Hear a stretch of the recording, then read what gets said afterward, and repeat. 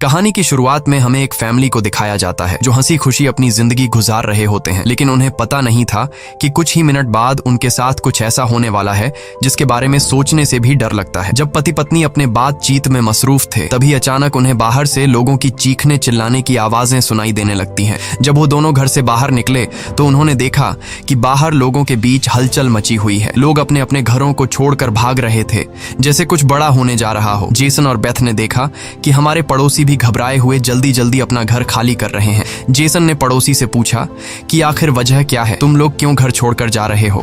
लेकिन वो लोग इतने जल्दी में थे कि उन्होंने जेसन की बात का कोई जवाब नहीं दिया। वहीं उन्होंने देखा कि पड़ोसी का बेटा भी अपना सामान पैक कर रहा है। जेसन ने जब उस बच्चे से पूछा कि तुम लोग कहाँ जा रहे हो, तो उस बच्चे ने जवाब दिया कि मेरे पापा का एक दोस्त गवर्नमेंट ऑफिसर है। उन्होंने कहा कि एक बहुत ही जहरीला वायरस फैल चुका है जो एक नॉर्मल इंसान को मॉन्स्टर में बदल देता है। लेकिन तभी वहाँ उस बच्चे की माँ आ गई और उसे पकड़कर वहाँ से ले जाने लगी। जेसन ने उससे पूछा कि आखिर ये बच्चा किस वायरस की बात कर रहा है, जिस पर इस बच्चे की माँ ने कहा कि अभी बताने का वक्त नहीं है, अपनी वाइफ और बेटी को लो और इस शहर से जितना हो सके दूर निकल जाओ। ये सुनकर जेसन और बेथ बहुत ज्यादा घबरा गए। उसके बाद जेसन बिना सोचे समझे अपनी फैमिली को गाड़ी में बिठाकर शहर से बाहर ले जाने लगता है। मगर रास्ते में उन्होंने देखा कि जो पड़ोसी भाग रहे थे वो वापस लौट रहे हैं। ये देखकर उन्हें और भी अजीब लगने लगा। आगे जाकर ये लोग ट्रैफिक में फंस जाते हैं। जब जेसन और उसकी फैमिली गाड़ी से बाहर उतरे तो उन्होंने देखा कि शहर से बाहर निकलने वाला अकेला रास्ता पुलिस ने बंद कर दिया है। आसमान में यहाँ वहाँ हेलीकॉप्टर्स पहरा देने लगे। लोगों को बताया जाने लगा कि शहर में एक जहरीला वायरस फैल गया है और तुम लोगों को जल्दी से घर वापस लौटना चाहिए। ये बात सुनकर जेसन को कुछ अजीब लगा कि जब शहर में वायरस फैल गया है तो लोगों को शहर से बाहर निकालने के बजाय उन्हें शहर में ही क्यों रहने को कहा जा रहा है। तभी अचानक पास की पहाड़ से एक बड़ा सा पत्थर उनके कार पर आ गिरा। ये देखकर वो लोग बहुत ज्यादा घबरा गए। पहाड़ हिलने लगा। तभी उस पहाड़ के पीछे से दो मिलिट्री के फाइटर जेट्स निकलकर शहर की तरफ बढ़े। वो दो फाइटर जेट्स पूरे शहर पर बमों की बारिश करने लगे, जिससे पूरा शहर राख में बदल गया। जेसन की वाइफ बेथ को फौरन समझ आ गया कि अगर वो पुलिस की बात मानकर घर लौट जाते तो उनका अंजाम बहुत बुरा होने वाला था। उसके बाद वो फाइटर जेट्स सड़क पर मौजूद लोगों की तरफ बढ़ने लगे। ये देखकर सभी लोगों में हलचल मच गई। अब सबको समझ आया कि गवर्नमेंट उन्हें मारना चाहती है। सभी अपनी जान बचाने के लिए यहाँ वहाँ भागने लगे, पर जेसन और बेथ को समझ आया कि वो कहीं भी भाग लें, वो फाइटर जेट्स उन्हें मारकर ही रहेंगे। तभी बेथ ने पीछे मुड़कर पहाड़ पर एक स्कूल देखा और उसे लगा कि बचने के लिए वो जगह बेहतर रहेगी। जिसके बाद जेसन बेथ और जोई को लेकर स्कूल की तरफ पहाड़ पर चढ़ने लगे। पीछे ब्रिज पर मौजूद लोगों पर फाइटर जेट्स बम गिराने लगे। ये तीनों तेजी से दौड़ते हुए स्कूल तक पहुंच जाते हैं और खुशकिस्मती से वहां उन्हें एक टनल मिल जाता है और बम धमाके से कुछ ही सेकंड पहले वो जल्दी से उस टनल में घुस जाते हैं। जैसे ही बंकर का दरवाजा बंद हुआ, ऊपर एक जोरदार धमाका हुआ, लेकिन खुशकिस्मती से ये लोग बंकर के नीचे थे और इनकी जान बच गई। मगर इनके लिए हैरानी की बात ये थी कि आखिर ये कौन सा वायरस था कि गवर्नमेंट को शहर के सभी लोगों को मारना पड़ा। वो लोग कुछ भी नहीं समझ पा रहे थे। बस उन्हें ये पता चल चुका था कि अगर जिंदा रहना है तो चुपचाप बंकर में जिंदगी गुजारो। लेकिन इनके लिए परेशानी की बात ये थी कि आखिर ये लोग यहाँ कब तक जिंदगी गुजारेंगे और उन्हें पेट भरने के लिए खाने पीने का क्या करना होगा। अच्छी बात ये थी कि वहाँ ढेर सारा एक्सपायरी खाना रखा हुआ था जो 3 लोगों के लिए काफी लंबे समय तक चल सकता था। जेसन की वाइफ बेथ बहुत ज्यादा परेशान थी। वह अपनी बेटी जोई के बारे में सोचने लगती है कि अगर ये बीमार हो गई तब इसका क्या करेंगे। और बेथ दरवाजा बंद करते समय उसका हाथ भी लग गया था, जिसमें काफी गहरी चोट आई थी। वो दोनों इस बात को लेकर भी घबरा रहे थे कि कहीं इस जहरीले वायरस ने उनकी बॉडी पर भी अटैक न कर लिया हो। मगर अभी ये सोचने का वक्त नहीं था। उन्हें अब इस बंकर को सेफ बनाना था ताकि ऊपर बंकर का दरवाजा कोई खोल न सके। जेसन ने लोहे की जंजीर से बंकर का दरवाजा मजबूती से बंद कर दिया और तय किया कि अब उन्हें यहीं पर छिपकर जिंदगी गुजारनी है। लेकिन जमीन के नीचे रहने का जीवन आसान नहीं था। हर दिन वही एक जैसा खाना, पीने के लिए कीचड़ से भरा हुआ पानी और खाली समय में वह ताश खेलते। बाहर की दुनिया से उनका पूरी तरह से कनेक्शन कट चुका था। कई दिनों तक यहाँ रहने के बाद वो लोग बहुत ज्यादा इस बंकर में तंग हो चुके थे। लेकिन वो क्या करते? अगर ऊपर जाते तो उनकी जान नहीं बच पाती। इस जीवन ने जेसन के परिवार को मानो इस दुनिया के अंत का एहसास दिलाया। जोई ने अपने पापा से पूछा, पापा हम यहाँ कब तक रहेंगे? जेसन के पास इस बात का कोई जवाब नहीं था। उसने अपनी बेटी से बस यही कहा, जब बाहर वायरस चला जाएगा तभी हम बाहर जाएंगे। वो अपनी बेटी की आंखों पर उंगलियां रखकर बाहर की दुनिया उससे इमेजिन करवाता है। इस तरह से दिन गुजरते गए और फिर महीने। उन्हें नहीं पता था कि बाहर निकलने के इंतजार में उन्हें यहाँ इस बंकर में 300 से भी ज्यादा दिन गुजर चुके हैं। जोई अपनी माँ की बनाई हुई पेरिस्कोप से बाहर की दुनिया को देखती है है। बाहर चारों ओर बस तबाही का मंजर नजर आ रहा था, जैसे ये पूरी दुनिया जलकर राख हो गई हो। वहाँ किसी भी इंसान का नामो निशान तक नहीं था। ये सब देखकर उस छोटी बच्ची को लगने लगा कि शायद हम इस दुनिया के आखिरी बचे हुए लोग हैं। माँ ने उसे दिलासा दिया कि तुम ऐसा मत सोचो, शायद तुम्हारे दोस्त भी हमारी तरह कहीं छुपे हुए हों। अब रात हो चुकी थी और डिनर का समय हो चुका था। उनके पास अब खाना भी कम बचा हुआ था, इसीलिए वो तीनों थोड़ा सा खाना खाकर काम चला रहे थे। लेकिन आज जोए की जिद पर उसे पूरा एक कैन का डिब्बा दिया गया। जोए ने जब टिन का डिब्बा खोला तो उसने देखा कि टिन का डिब्बा अंदर से खाली है। इस डिब्बे के पीछे की तरफ एक छोटा सा छेद था, शायद कोई चीज इसमें से खाना चुरा गई थी। बेथ ने सारी बची हुई डिब्बों की जांच की तो पता लगा कि पूरे 12 डिब्बे खाली थे। ये देखकर वो बहुत ज्यादा परेशान हुए, क्योंकि ये तो उनके 2 हफ्तों का राशन था। बेथ ने वेंटिलेशन जाली की तरफ देखा और अंदाजा लगाया कि शायद कोई चूहा अंदर आकर खाना ले गया। बेथ ने कहा कि अगर ये चूहा है तो इसे जल्द मारना पड़ेगा, नहीं तो ये हमारा सारा खाना बर्बाद कर देगा। बेटी के उदास चेहरे को देख जेसन ने उसे दिलासा दिया कि छोटी छोटी बातों से परेशान मत हो, अगर खाना खत्म हो भी गया तो मैं ऊपर जाकर कुछ सामान ले आऊंगा। अगले दिन जब जोई अपनी माँ के साथ ब्लॉक्स में खेल रही थी तभी पीछे से हल्की सी आवाज आई। जोई ने जब पीछे मुड़कर देखा तो एक चूहा फिर से टिन फूड चुराने घुस आया था। इससे पहले कि वो चूहा भाग जाता, जोई ने फौरन अपने पेरेंट्स को बुलाया। आज उन्हें इस चूहे को हर हाल में मारना था।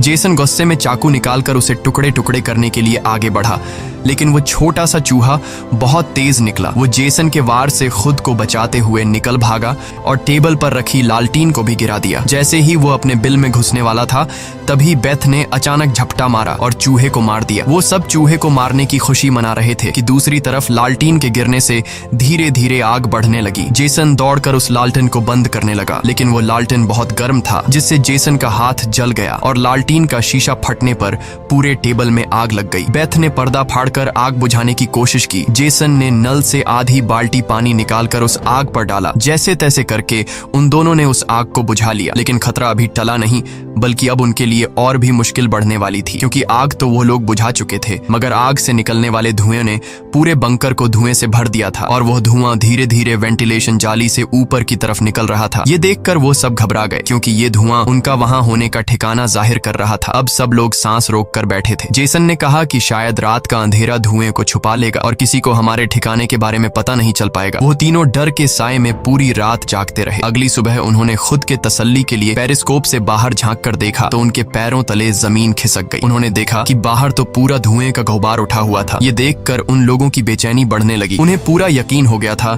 कि उनके ठिकाने का राज खुल चुका है। तभी बीत ने कहा कि अगर धुआं उठा है तो उस पास राख भी जमा हुआ होगा, जिसकी जांचबीन करते हुए हमारे ठिकाने का पता चल सकता है। इसीलिए अब हमें राख की सफाई करनी होगी। जिसके बाद पति पत्नी ने बाहर जाकर सफाई करने का फैसला किया। जाने से पहले जेसन ने अपनी बेटी जोए से कहा कि जोए, मुझे प्रॉमिस करो कि बाहर से चाहे तुम्हें आवाज आए या फिर कुछ भी हो जाए, बस तुम्हें बाहर नहीं निकलना है। बेटी से वादा लेने के बाद उन्होंने दरवाजे की जंजीर खोली, बाहर की आवाजों को ध्यान से सुना और जब यकीन हुआ कि बाहर कोई भी नहीं है तब दोनों ने मिलकर बंकर का दरवाजा खोला और बाहर निकल गए। अब उनकी बेटी अकेली अंदर रह गई। वो अपने पेरेंट्स का इंतजार कर रही थी, लेकिन बहुत देर तक इंतजार करने के बाद भी जब उसके माता पिता वापस नहीं आए तो उसने स्टूल पर चढ़कर दूरबीन से बाहर के हालात देखने लगी। जल्द ही उसने देखा कि उसके माता पिता बंकर के दरवाजे को छुपाने की कोशिश कर रहे थे, लेकिन तभी जोए ने कुछ ऐसा देखा जिससे उसकी सांसें गले में अटक गईं। उसने देखा कि दूर जंगल में एक काली परछाई तेजी से उनकी तरफ बढ़ रही है। बच्ची ने जोर से चिल्लाकर पापा को पीछे देखने को कहा, लेकिन दूरी बहुत ज्यादा थी। उसके माता पिता सुन ही नहीं पाए। घबराहट में बच्ची अपने डर को भूल गई और सीढ़ी पर चढ़कर बंकर से बाहर निकल आई। बाहर आते ही उसे एहसास हुआ कि उसके माता पिता अब वहां नहीं थे। बच्ची ने बेचैनी में जोर जोर से अपने माता पिता को पुकारना शुरू किया। तभी पीछे से अचानक उसका मुंह किसी ने दबोच लिया। ये कोई और नहीं बल्कि उसकी माँ थी। कुछ सेकंड्स बाद एक जंगली हिरण का झुंड तेजी से वहां से गुजरा। हालांकि वो तीनों बाल बाल बचे, लेकिन बीत का डर और ज्यादा बढ़ने लगा। इन हिरणों का इस तरह भागना जरूर किसी खतरनाक चीज से बचने की कोशिश थी। सबको खतरे का अंदाजा हुआ और वो तेजी से वापस बंकर की तरफ भागे और बंकर के अंदर घुस गए। जेसन ने लकड़ी की पट्टियों से बंकर का दरवाजा बंद किया और लोहे की जंजीर से उसे कसकर बांध लिया और सबको बिल्कुल खामोश रहने का कहा। तभी उन्होंने ऊपर से कदमों की धीमी आहट सुनी। ऐसा लग रहा था कि जैसे कोई बंकर के दरवाजे की तरफ आ रहा हो। वो कई मिनटों तक लगातार बंकर के ऊपर इधर उधर घूम रहा था। ये तीनों आहिस्ता कदमों से बंकर के दरवाजे से हटकर आगे की तरफ जाने लगे और शायद अब तक ऊपर जो भी था उसे भनक नहीं लगी थी कि नीचे बंकर में कोई है। डर के मारे जोए रोने लगी। बीत उसे चुप कराती है और कहती है कि अगर आवाज बाहर तक गई तो सब खत्म हो जाए। जाएगा। वो तीनों धीरे धीरे बंकर के दरवाजे से काफी आगे बढ़ चुके थे। वो बंकर के दरवाजे से इसलिए आगे बढ़ रहे थे कि अगर कोई ऊपर से बंकर का दरवाजा खोल भी दे तो नीचे उसे हम नजर नहीं आए। लेकिन तभी जोई ने जो गुड़िया हाथ में उठाई थी उसकी रस्सी एक स्क्रू में फंस गई। वह स्क्रू धीरे धीरे ढीला होने लगा। ये देखकर जेसन और बीत की सांसें अटक गई, क्योंकि वह रस्सी गुड़िया में लगी आवाज के स्विच से जुड़ी थी। इससे पहले कि वह कुछ कर पाते, वह स्क्रू एक झटके से निकल गया और उसी पल तेजी से गुड़िया के अंदर से आवाजें आने लगी। जेसन ने फौरन उस गुड़िया को चीर डाला और उसके अंदर स्पीकर को तोड़ दिया। लेकिन अब बहुत देर हो चुकी थी। ऊपर जो चीज उनका पीछा कर रही थी उससे उनकी भनक लग चुकी थी। अचानक ऊपर से जोर की टक्कर की आवाज आई और फिर भारी कदमों की गूंज सीधा बंकर के दरवाजे के ऊपर रुक गई। उसने आखिरकार उनका ठिकाना ढूंढ ही लिया और उसे खोलने की कोशिश करने लगा। वह बंकर के ढक्कन को जोर से धकेल रहा था और जंजीरों से बंद होने के बावजूद खतरा साफ महसूस हो रहा था और ऊपर के राक्षस को पता चल चुका था कि जरूर नीचे कोई मौजूद है। हालांकि वह दरवाजा मजबूत जंजीरों से बंद था, लेकिन उस चीज की भयानक ताकत के सामने वह जंजीरें एक एक करके टूटने लगी। यह देखकर जेसन को पता चल चुका था कि दरवाजा अब ज्यादा देर टिक नहीं पाएगा। इसलिए वो तेजी से अंदर भागा और वाटर पंप का पाइप उखाड़ने लगा। यहाँ बेथ ने भी हिम्मत दिखाई और सीढ़ी पर चढ़कर अपने शरीर का वजन इस्तेमाल करते हुए चैन को खींचकर दरवाजा बंद रखने की कोशिश करने लगी। लेकिन फिर भी लोहे का ढक्कन धीरे धीरे खुलने लगा। तभी उसी वक्त दरवाजे के ऊपर एक काला साया नजर आया, जिसकी आंखें एक बल्ब जैसी चमक रही थीं, जैसे उन तीनों की मौत ऊपर से उनको देख रही हो। जेसन ने बिना सोचे पाइप से उस पर हमला कर दिया, जिससे वो पीछे गिर पड़ा। जेसन ने जल्दी से वो पाइप दरवाजे में फंसाकर दरवाजे को बंद कर दिया और वो चीज वहां से भाग जाती है। लेकिन जेसन का शरीर अब भी बुरी तरह कांप रहा था। वह कभी सोच भी नहीं सकता था कि बाहर की दुनिया में न सिर्फ बेरहम सोल्जर्स थे, बल्कि खतरनाक राक्षस भी घूम रहे थे। वह पूरा परिवार सीढ़ियों के पास मायूस बैठ जाता है, क्योंकि अब उनका ठिकाना उजागर हो चुका था। अब किसी भी वक्त उन पर हमला हो सकता था और उन्हें इस बात का अंदाजा भी हो चुका था कि इस बार तो एक आया था, लेकिन अगली बार जब वो आएंगे तो उनकी तादाद काफी ज्यादा होगी और हम उनके सामने कुछ नहीं कर पाएंगे। थोड़ी देर बाद अचानक अलमारी हिलने लगी। जेसन और बेथ समझ गए कि उसने अपने बाकी साथियों को भी बुला लिया है। ऊपर से तेज कदमों की आवाजें सुनाई देने लगी, मानो हजारों जीव उनके सिर पर दौड़ रहे हों। फिर वह सभी बंकर के दरवाजे पर इकट्ठा हो गए। उनके डर से नीचे जेसन, बेथ और जोए कांप रहे थे। तभी उन्होंने अचानक एक जबरदस्त हमला शुरू कर दिया। इस बार की ताकत पहले से कहीं ज्यादा थी। मजबूत लोहे का दरवाजा टूटकर नीचे गिरा और बंकर के दरवाजे पर ढेर सारी आंखें चमकने लगी, जिसे वह लोग डर के मारे पीछे की तरफ भागने लगे। लेकिन वह राक्षस भी उनके पीछे चलते आ रहे थे। बेथ ने अपनी तेल की लैंप फेंक दी और उनके और अपने बीच पर्दे में आग लगा दी और अलमारी को पकड़कर दोनों ने उनके बीच रास्ते को ब्लॉक कर दिया। वह सभी तेजी से बंकर के अंदर की तरफ भागने लगे, पर वह लोग जानते थे कि यह सब उन्हें ज्यादा देर नहीं रोक सकते। उनके पास अब बचने का कोई रास्ता नहीं था। तभी बच्ची को जमीन की ओर खुलने वाला एक वेंटिलेशन दिखाई दिया। जेसन ने ताकत से उसे तोड़ा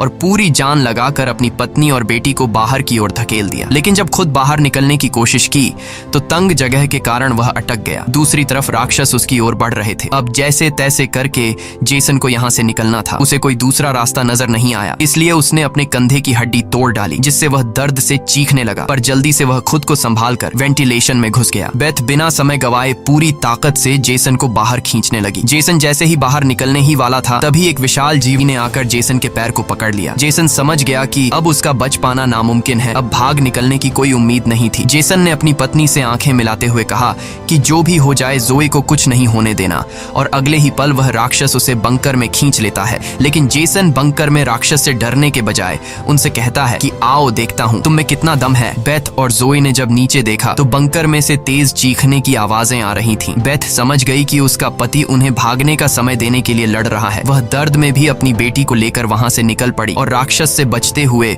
वह काफी दूर आए। लेकिन भागते भागते उन्हें कुछ अजीब महसूस हुआ। उन्होंने देखा कि जो हाईवे बाहर की दुनिया तक खुलता था, अब वहां ऊंची दीवार खड़ी थी, यानी अब इस शहर से कोई भी बाहर नहीं निकल सकता है। तभी वहां हेलीकॉप्टर दूर से उड़ता हुआ आया। जब बेथ ने पीछे मुड़कर देखा तो वह एक आर्मी हेलीकॉप्टर था। वह हेलीकॉप्टर तेजी से उनके पास आकर उन पर अपनी तेज स्पॉटलाइट चमकाई। ये दोनों जैसे ही वहां से भागने वाले थे, तभी ऊपर से उन पर एक बड़ा जाल आ गिरा, जिसमें ये दोनों फंस गए। वह दोनों हर एक संभव तरीके से जाल से खुद को छुड़ाने की कोशिश करने लगी, लेकिन जाल ने इन दोनों को बुरी तरह से जकड़ लिया था। बेथ ने जाल की जाली के बीच से देखा कि कुछ हरी आंखों वाले काले साए उनके पास आ रहे हैं। तभी यहाँ हमें कहानी का असल राज मालूम हुआ। ये जो बंदूक थामे पीली आंखों वाले लोग, जिसे हम राक्षस समझ रहे थे, ये असल में कोई एलियन या फिर वायरस से इन्फेक्टेड लोग नहीं थे, बल्कि ये तो मिलिट्री के सोल्जर्स थे जो गैस मास्क और नाइट विजन ग्लासेस लगाए हुए थे, वही आंखें जिसकी पीली चमक उन्हें किसी दूसरी दुनिया का दिखा रही थी। लेकिन सवाल आता है कि आखिर आर्मी वाले इन लोगों के जान के दुश्मन क्यों बने हुए थे। ये सारा राज आपको आगे की थोड़ी सी बची हुई स्टोरी में मालूम पड़ जाएगा। अब बेथ और जोए दोनों इन सोल्जर्स के कंट्रोल में थे। इनमें से एक सोल्जर ने एक बड़ी सी इंजेक्शन निकाली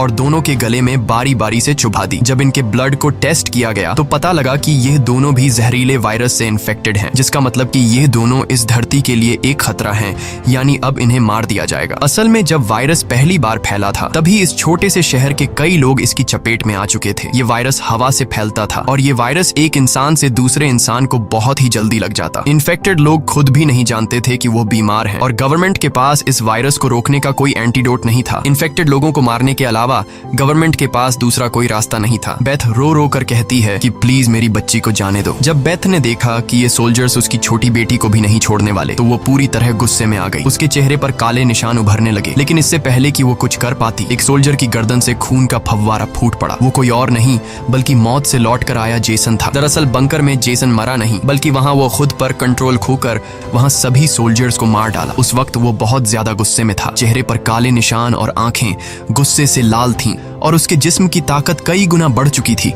और साफ दिख रहा था कि वो अब पहले वाला जेसन नहीं बल्कि वह एक अलग रूप में दिखाई दे रहा था। वो सोल्जर्स पर झपट झपट कर उन्हें मारने लगा, लेकिन वह गर्म हथियारों की गोलियों को नहीं रोक पाया और जमीन पर गिर गया। जब वो सोल्जर बेथ और जोई की तरफ बढ़े तो वह दोनों जाल तोड़कर भाग चुकी थीं। सोल्जर्स उन्हें यहाँ वहां ढूंढने लगे, लेकिन उन्हें ये अंदाजा नहीं था कि बेथ भी एक राक्षसी रूप में बदल चुकी थी। उसने जोई को एक कार के अंदर छुपा दिया और खुद उन सोल्जर्स से लड़ने लगी। उसने कई सोल्जर्स को मार गिराया और फिर खुद भी गोली लगने से कार की छत पर गिर पड़ी। अंधेरे में छुपी उसकी बेटी ने यह सब देख लिया। अपने माता पिता की हालत देखकर वह भी गुस्से में आकर अपना आपा खो बैठी। एक छलांग में उसने एक सोल्जर को गिराकर उसका मास्क तोड़ दिया और उसे मारने ही वाली थी कि बेथ ने समय रहते उसे रोक दिया। वो नहीं चाहती थी कि उसकी बेटी भी एक दरिंदा बन जाए। बेथ ने उसे शांत किया। धीरे धीरे लड़की की नसों की हरियाली गायब हो गई और वो फिर से इंसान में बदल गई। लेकिन सोल्जर की किस्मत इतनी अच्छी नहीं थी। उसका सेफ्टी मास्क टूट चुका था और वो धीरे धीरे वायरस से इन्फेक्टेड हो गया। दूसरी तरफ जेसन की हालत बहुत गंभीर थी। उसने बेटी के चेहरे को देखकर अपने हाथ की 2 उंगलियां उसकी आंखों से फेरी और जेसन ने हमेशा के लिए आंखें बंद कर लीं। उसी वक्त एक और हेलीकॉप्टर आ गया। बेथ अपनी बेटी को लेकर भागी। कबाड़ के ढेर से गुजरते हुए वो एक सुरंग में घुस गए। तभी वहां एक रोशनी उनकी आंखों पर पड़ी। देखने पर पता चला कि सामने वही पड़ोस का छोटा लड़का था जिसे हमने कहानी की शुरुआत में देखा था। फिर ये दोनों उसके पीछे चल पड़े। वो लड़का उन्हें एक गुफा जैसी टनल में ले पहुंचा जहां उस लड़के के माता पिता और भी कई सारे लोग छुपे हुए थे। असल में वहां उनके जैसे ही वायरस से इन्फेक्टेड लोग थे। जिंदा रहने के लिए वो सभी अंधेरे में चूहे जैसी जिंदगी गुजारने पर मजबूर थे। ये वायरस खतरनाक जरूर था लेकिन जानलेवा नहीं। ये वायरस इन्फेक्टेड इंसान के जिस्म पर तब ज्यादा जोर करता जब वो डर जाता या फिर गुस्से पर काबू नहीं रख पाता। लेकिन असल में उन लोगों ने खुद पर काबू पाना सीख लिया था। वो लोग शहर के सोल्जर्स को राक्षस समझते थे लेकिन असल में वो खुद राक्षस थे। इसी के साथ ये कहानी खत्म हो जाती है। अगर वीडियो आपको अच्छी लगी हो तो हमारे चैनल को सब्सक्राइब और वीडियो को लाइक जरूर कीजिएगा।